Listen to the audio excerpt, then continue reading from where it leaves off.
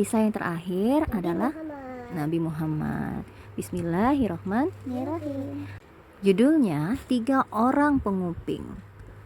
Nabi Muhammad tahu nggak? Umi tanya. Tahu. Siapa sih Nabi Muhammad itu? Itu Nabi Muhammad tuh nabi terakhir dan ayahnya sudah meninggal pas dia kecil. Ibunya sudah meninggal 6 tahun ibunya. 6 tahun kakeknya. Terus Setelah itu dijaga oleh pamannya. Nabi Muhammad ngembala kambing. Nah, betul. Jadi ketika itu sebelum ibunya meninggal itu kan dijaga dengan ibu susunya. Itu Halimah namanya.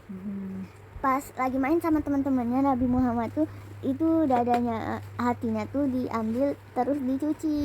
betul. Oleh ayah yang bernama Abdullah dan ibunya Aminah. Nah, ketika dia lahir, dia sudah tidak punya ayah, jadi sudah yatim. Ya. Nah, saat usia Nabi Muhammad 6 tahun, ibunya meninggal. Jadi diasuh oleh kakeknya Abdul Muthalib. Muthalib. Kapan tahu Nabi Muhammad dia Abdul Muthalib meninggal. Jadi diurus sama pamannya Abu Thalib. Abu Talib. Oke, nah sekarang kisahnya tentang 3 orang penguping. Mau dengar? Malam semakin larut, lampu-lampu rumah satu persatu mati. Longlongan anjing bersahutan, deru angin gurun menambah seramnya malam. Tepat tengah malam, sang pembawa risalah bersiap. Sebentar Risalah itu lagi. siapa?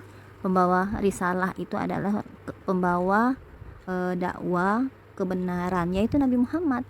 Itu Nabi Muhammad. Iya, sebentar lagi saat bermunajat tiba. Bermunajat apa? Meminta kepada Allah. Sang Nabi Rasul, Muhammad, ya? iya. Sang Rasul akhir zaman pun berdiri dalam rakaat sholat. Ayat-ayat suci melantun merdu dari lisannya yang fasih. Ternyata Pas itu apa? fasih itu yang jelas, yang lancar.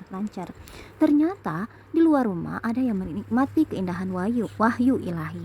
Datang mengendap-endap tanpa permisi, duduk terdiam, larut dalam lantunan ayat suci. Jadi Nabi Muhammad sedang baca ayat suci, ada yang mendengar, tiba-tiba mendengar. Ketika fajar tiba, sosok itu kemudian beranjak meninggalkan tempat tadi. Betapa kagetnya saat mereka bertiga bertemu, walau hari masih gelap. Mereka dapat saling mengenali. Nah, jadi 3 orang ternyata di sana. Mereka adalah Abu Sofyan bin Harb, Abu Jahal bin Hisham, dan Akhnas bin Syarik. Jangan ulangi perbuatan kalian ini. Kalau kalian lihat orang Mekah, pasti mereka akan curiga, kata salah seorang dari mereka. Keesokan malamnya, kerinduan untuk menikmati keindahan ayat suci mendorong ketiganya untuk datang lagi. Tanpa saling mengetahui, mereka larut kembali dalam lantunan ayat suci. Saat fajar tiba, di persimpangan jalan, mereka kembali bertemu tanpa sengaja. Kemudian mereka saling mengingatkan agar tidak mengulangi lagi. Tapi pada malam ketiga, kejadian pun terulang kembali. Akhirnya mereka membuat perjanjian. Mereka berjanji tidak akan datang lagi. Esok harinya, Akhnas bin Syarik menemui Abu Sofyan bin Harb. Akhnas ingin mengetahui pendapat Abu Sofyan tentang Al-Quran. Katakanlah kepadaku, apa yang kau dengar tentang Al-Quran tadi malam? Tanya Akhnas. Aku mendengar sebagian, aku pahami, sebagian lagi tidak aku pahami, jawab Abu Sofyan. Aku juga seperti itu, kata Akhnas. Setelah itu, Akhnas mendatangi Abu Jahal dan menanyakan hal yang sama. Demi Allah, aku tidak akan beriman kepada Nabi tersebut dan tidak akan membenarkannya, seru Abu Jahal. Begitulah Al-Quran, mujizat yang Allah turunkan pada Nabi. Bahkan saat Rasulullah melantunkan surat An-Najm sampai ayat terakhir, maka bersujudlah kepada Allah. Tanpa sadar, semua musyrikin Quraisy pun ikut bersujud. Mereka tidak bisa mengelak dari keindahan bahasa Al-Quran.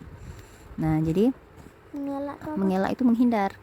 Jadi Rasulullah itu adalah teladan umat, bukan hanya orang Islam aja, seluruh, karena Rasulullah itu datang untuk umat manusia, mau jin atau manusia. Jadi teladannya itu. Jadi kalaupun kita mau meneladaninya, lihatlah akhlak-akhlak yang baik dan terpuji dari Nabi Muhammad. Nah, ini adalah 6 mukjizat Nabi Muhammad. Yang pertama, bisa membelah bulan itu. Ya, kemudian yang ini itu sholat. Kemudian Al-Quran. Iya deh, Al-Quran. Kemudian burungnya, bukan itu Nabi Isa, Dede ini? Itu lolos kepungan dari gua Sur. Oke, yang ini gelas susu yang mengenyangkan mengenyangkan banyak orang. Isra Mi'raj. Makanan Rasulullah tidak cepat habis. Iya betul ya. Dari sela-sela jarinya keluar air ya. Iya, jadi batu yang besar pun tunduk. Gunung Uhud itu kan tunduk sama Nabi Muhammad kan? Iya.